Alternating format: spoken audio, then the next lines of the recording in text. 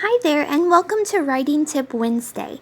My name is Vanessa, and each Wednesday I'll be sharing tips and ideas to help you become a better writer. Feel free to check out our previous episodes and be sure to subscribe to our channel so you won't miss any of our upcoming videos. Here's today's tip. Similes are a fun way to compare and describe ideas. A simile is a type of figurative language that uses the word like or as to compare two things that are similar in some way. Here are some examples of similes. Bright like the sun, white as snow, soft like a teddy bear, fast like a race car, loud as a trumpet. Similes give readers a picture of the object or idea you're describing and help them imagine how fast or how small or how great something is. You can usually recognize similes by looking for the words like and as when a comparison is made.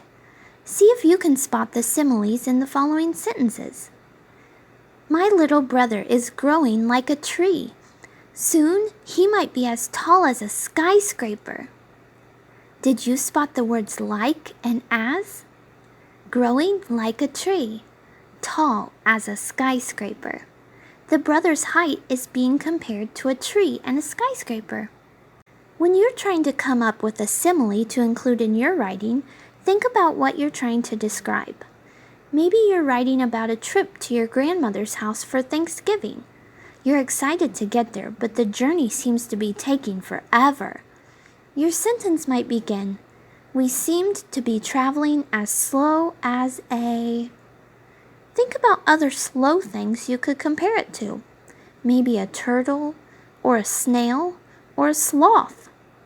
Then choose the one you like best that you think makes the best comparison and helps you make your point.